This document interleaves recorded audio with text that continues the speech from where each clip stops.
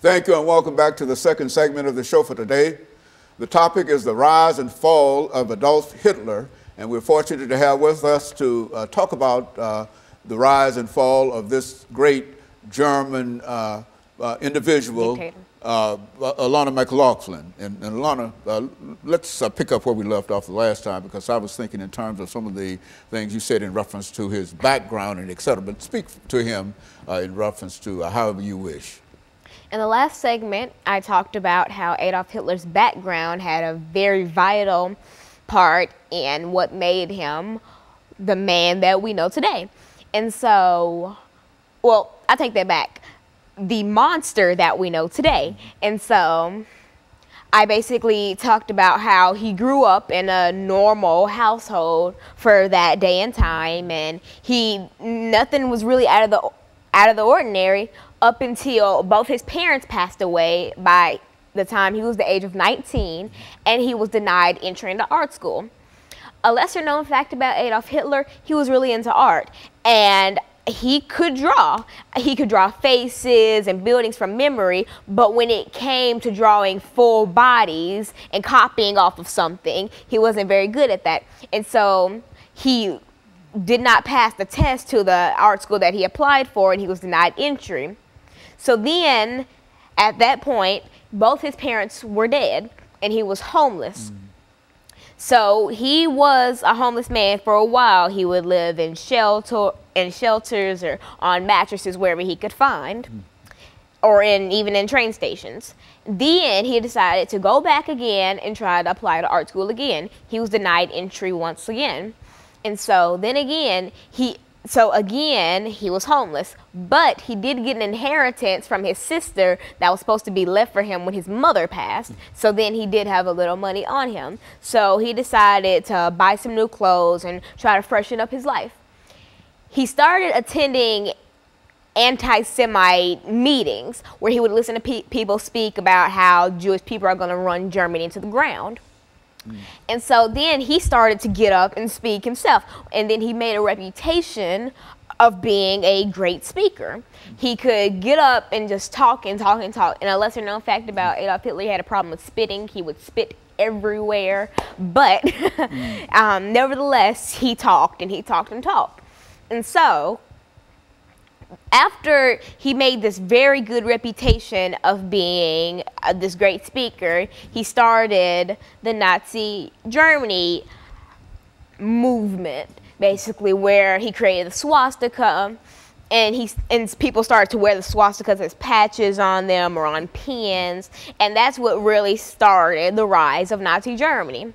He actually himself created the swastika? Swastika? Swastika. Yes. Or he was the first one to reveal it. No one really knows. But either way, he's credited for the swastika. And so Adolf Hitler, after being known as this great speaker, was arrested and put into jail, where he wrote his autobiography, Mein Kampf. Mein Kampf was so poorly written that a bunch of editors turned it down. And so he asked a couple guards while he was in jail and a couple other cellmates to help him rewrite Mein Kampf. And then another fact about Adolf Hitler that a lot of people don't know, when he rose to power in Germany after being released from jail, he made every household in Germany own a copy of Mein Kampf. Every household had to have one. It was law. And for birthdays or weddings, you were supposed to give Mein Kampf as a gift. And so he knew that unless he made people buy the book, no one would buy it, because it was poorly written. It didn't have a lot of punctuation, and it had a lot of grammatical errors. And so after the release of Mein Kampf, he just became known as this evil, evil man, and then he started to take movements against the Jewish people. It started with things like burning down a synagogue, and then making them clean it up and then pay for the damages. And then Hitler started to turn on his own guards. And so basically he would turn on the SS, and he killed a lot of his guards and then made a whole new foundation of guards and future leaders, which really helped jumpstart the Holocaust. And so with Hitler and his newfound army of these dolls, basically, he started what we know as one of the worst periods in history. He would have, another fact about Hitler, he had training camps for children who wanted to grow up to be guards, like a part of the SS and etc. He would have Hitler like teen camps. He would have some for girls and some for males, and the girls would be taught, you know, how to stay at home and get pregnant and take care of children, while their husbands would be taught, you know, how to fight and beat and shoot guns and etc. And so Hitler made this well thought out blueprint of how he wanted the world to be run and how he wanted to exterminate the Jewish people. Well, what was his attitude? I mean, why was this attitude toward the Jewish population? I mean, what created that kind of hatred for that he had for them? It's actually, that's up for debate, because a lot of people say that his hate for the Jews came from the man who denied him entry into art school, who just so happened to be Jewish. Or it comes from how in the Bible, you know, the Jews killed Chrysler, and he read that and just thought that he was going to take matters into his own hands and exterminate the Jewish people. But that's really a subject that no one knows for sure. And since Adolf Hitler killed himself when the war was over, no one really knows. And he doesn't really discuss it much in Mein Kampf, but he does make it very prominent that he does hate the Jewish people. And not only did he hate the Jewish people, he hated the Slavs, anybody who wasn't, you know, the blonde hair, blue-eyed type that he liked, the Aryan race. And a thing about the Aryan race, there is no Aryan race. That's always been something that no one really knows. Aryan is supposed to be a part of a country, or no, a part of a continent that houses these people. It's not necessarily, there's no real Aryan race. As a race, as a racial, ethnic. Yeah, there's no ethnic group that's called Aryan. It's more of kind of just a group of people. But over time, that's become the definition of the people that Adolf Hitler liked. And so basically, Adolf just went off the deep end, and he made it his life goal to terrorize anyone who didn't fit his criteria, and that's what he did for a while. Okay, so let's take this second commercial break, and then we'll come back and we'll pick up on that last 10-minute segment, and we'll be back with our audience following this very, very short commercial break.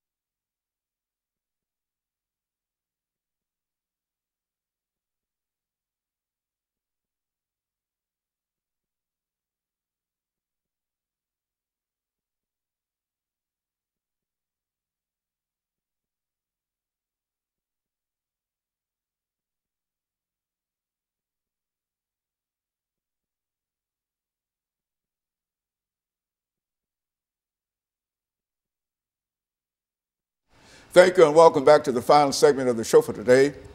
The issue is the rise and fall of Adolf Hitler, and Alana McLaughlin has given us some information about his rise, and I think now, Alana, you will talk about the fall and in real sense the demise of Adolf Hitler. Let's do it from that perspective, to bring in as much information as you can during this last 10 minutes, dealing with some of the high points in reference to his life. So in the last segment, I talked about the Hitler and his crazy mindset, and I really went into the Holocaust. And now in the segment, I'm going to basically talk about more of the fall of Adolf Hitler and the aftermath. All right. So it's nearing the end of the war.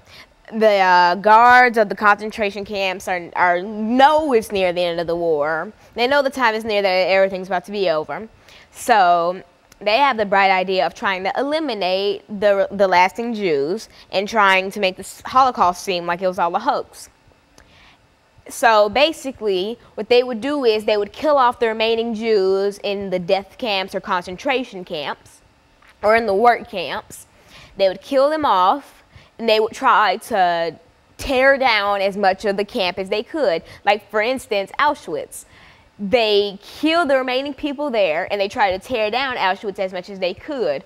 But luckily, they didn't tear down the whole thing. So if you just so happen to find where it is, I mean, there are a few lasting bricks. But another fact about the Holocaust, some survivors who barely survived Auschwitz came back to the site where they were held captive, you know, over the years, and they would take a brick from Auschwitz and just keep it as memory. And the gate that says Auschwitz, it can be found in the U.S. Holocaust Museum, which I was fortunate enough to visit over the last couple weeks. I went there about 2 weeks ago. And so I'm going to talk about the Holocaust Museum for a second. In the museum, it has a very intricate setup. For instance, it has 4 floors, but you don't go, you go 1 floor and you keep going up. You go to the 4th floor and you go down. So you get on this big elevator, and they try to squish as many people in as they can and try to capture the essence, or capture a fraction of the essence of how it would be in a train car. And so this video shows up on a screen in the elevator, and it talks a little about the Holocaust, but not very much because they don't want to give much away.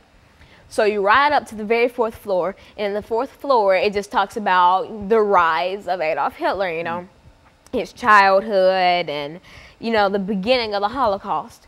But in a different section of the 4th floor, it gets deeper into the Holocaust. So after you leave the 4th floor, you walk through a staircase, or kind of like a little bridge, where if you look out of a window, you can see the lower floors. But a fun thing about it is, on the little glass panels of the museum, there are names of families that were involved in the Holocaust. So you'll see Horn and a lot of other names that were families of people who were killed in the Holocaust, and they're all etched into the glass. So you walk across this bridge, you enter the 3rd floor, which talks more in-depthly about the Holocaust, and they even have a train car, and it's not even a replica, an actual train car that they had to have flown in and dropped into the building, and they had to build the building around it. And so you can see that train car, and you walk through it, where you can explore other divisions of the 3rd floor. After that, you walk down a staircase, and if you look out of a window by the staircase, it says, "Never forget, always remember." And so you see more of those bold yet simple statements around the Holocaust Museum. And like, for instance, outside of the Holocaust Museum, like on a door, or not on a door, but on kind of a wall, etched in, it says, "You are my witnesses." And it's a passage, it's a little scripture from, I think, Isaiah in the Bible. And it says, "You are my witnesses." And so that really means that we bear witness for the people who can no longer tell their stories. And it is our duty as people who are living after this has happened, to tell our children and for them to tell their children, so that the memory of this is never forgotten. Because there are people out there and there are websites out there that try to chalk the Holocaust as a hoax. And you can find, and you have to be really careful where you look up information about the Holocaust, because you will find a lot of sites like that. They'll say concentration camps never existed, the Holocaust never happened, it was all fabricated, it all was all a war tactic or something like that. It's stuff that doesn't really make sense. And so we have to bear witness to these people. And so when you get done with the third floor, you go to the second one, and it has testimonials from people who happen to survive the Holocaust. And there's this one real popular testimonial about a woman who married the man who saved her, or a man from the army who came and, you know, rescued the people that were in her camp. And so after you take a walk around the first floor, you'll, oh, I forgot an essential part of the first floor, the shoes. It depends on what time of the year you go, but you will see shoes from the Holocaust. There are children's shoes, women's shoes, and you see a lot of heels and stuff, and it really shows that these people didn't know what they were getting into, because who would wear heels to go work in go die in a death camp? And so it really shows how these people were fabricated and lied to, only saying, oh, they would be going to work. And they just ended up being killed. And so they were just swept off the street by the armies, by Hitler's armies, and placed into the Holocaust. Either that, or they were lied to, and the whole Holocaust was sugar-coated. And another thing about sugarcoating, when the Red Cross would come and inspect the camps, they wouldn't wash them up beautifully. They would make it look like everyone was having fun. They would give, about a month prior to when the Red Cross would visit, they would give the workers food and lots of drink and stuff to kind of give them pounds, because the life expectancy in a Holocaust, in a death camp or a concentration camp, was 275 days. You weren't even going to make it a year, and that's because they didn't feed you, you barely bathed, you never had enough to drink, and you basically didn't have all the basic human necessities that we as people take for granted nowadays. And so they would clean them up, and so that's why a lot of the world during this period was lied to. And only until it was too late did we realize what was happening, because either a lot of stuff wasn't broadcasted, or only the good stuff was broadcasted, and it would just be lies. When we would see people smiling and just skipping along, these people were grieving the death of their children who were just thrown into furnaces because they were marked incapable of work. And so a lot of the world was really lied to, and that's why so many people died, because there were African Americans there were Slavs and Gypsies and Jews mainly. And so anybody who didn't fit Hitler's criteria, and like I said in the last segment, the Aryan race, which isn't really a race, but that's what we say today, the Aryan race, if you weren't the Aryan race, you weren't coming out alive. But there was another way that a lot of people did manage to survive. Well, not a lot, but a fraction of people did manage to survive the Holocaust. They would get on boats and sail to different countries. And there's a story, that's not really a story, but a famous incident where people got these fake passports, and they sailed from Germany to Cuba. And at first Cuba was going to let them in, but then Cuba changed their mind and did not let them in. So they sailed around the sea, not wanting to go back to Germany, and everyone on the boat perished. And so all these people, and unless you had connections in America, then you could get out if you got a fake passport, you know, you flew over there. And that's how a couple families did manage to get out of the Holocaust. But besides that, it was a death sentence. There was no way you could escape Nazi Germany. And so in a real sense, Alana, you were able to get a real experience from your visit to the Holocaust Museum, and you would advise and encourage everybody else to do the same. Yeah. Is that what you'd say? And I forgot to mention, the first floor and the very last floor of the Holocaust Museum says the Hall of Remembrance, and there's an everlasting fire, and it's always reminding you to remember. And of course, let me encourage you to tune in again next week to another informative edition of Comments. Thank you and good morning.